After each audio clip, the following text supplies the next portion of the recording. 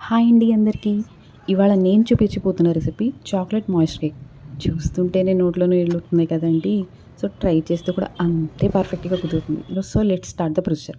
ముందుగా ఒక మిక్సింగ్ బౌల్‌లోకి 1 cup sugar, half cup with cooking oil and 1 egg తీసుకొని, దానిలోకి అలాగే 1 టేబుల్ స్పూన్ వెనిలా ఎసెన్స్ కూడా యాడ్ చేసి, షుగర్ మెల్ట్ అయ్యేంత వరకు మనం విస్క్ చేసుకోవాలండి. షుగర్ మెల్ట్ అయ్యే వరకు. తర్వాత దీనిలో ఒక హాఫ్ కప్ బటర్ మిల్క్‌ని కూడా యాడ్ చేసుకొని, మొత్తం మిక్స్చర్ అంతా కూడా బాగా మిక్స్ అయ్యే వరకు, షుగర్ మెల్ట్ అయ్యే వరకు మనం విస్క్ చేసుకోవాలి.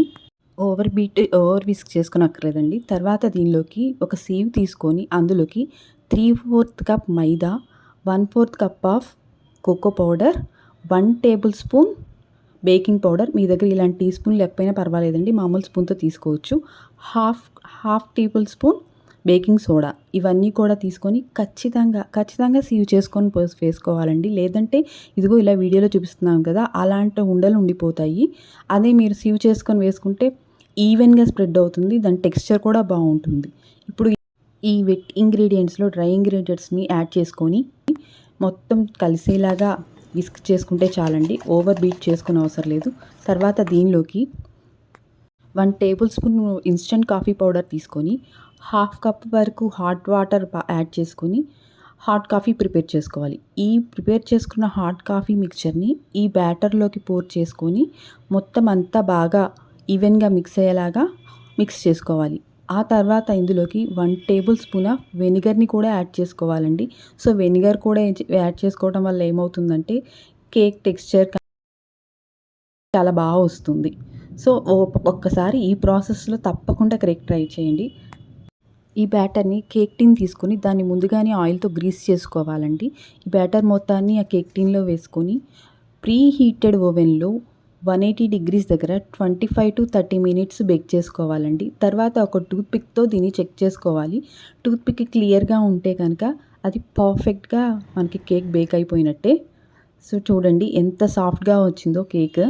మీకు ఓవెన్ లేకపోయినా పర్లేదండి. కుక్కర్‌లో స్టాండ్ కానీ, సాల్ట్ కానీ వేసుకొని సేమ్ ఇలాగే 30 మినిట్స్ కుక్ చేసుకుంటే సరిపోతుంది.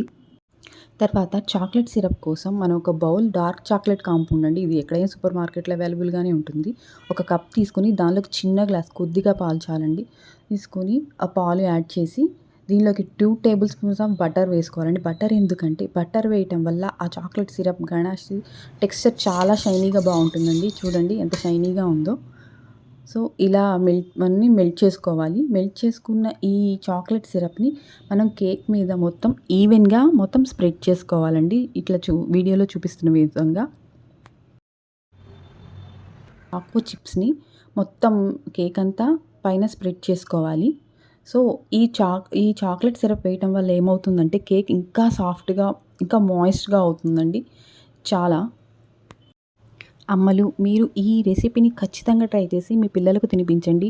డామ్ ష్యూర్ వాళ్ళకి చాలా బాగా నచ్చుతుంది. మీరు ట్రై చేసి ఎలా కుదిరిందో నాకు కామెంట్స్‌లో తెలియచేయండి. అండ్ ఆల్సో ప్లీజ్ మీకు ఈ వీడియో నచ్చితే గనక ప్లీజ్ లైక్, షేర్, సబ్స్క్రైబ్ అండి. నేను ఈ ఛానల్‌ని ఇవాళే స్టార్ట్ చేశానండి. ఇదే నా ఫస్ట్ వీడియో. మీకు నచ్చితే గనక please support me and subscribe. Thank you.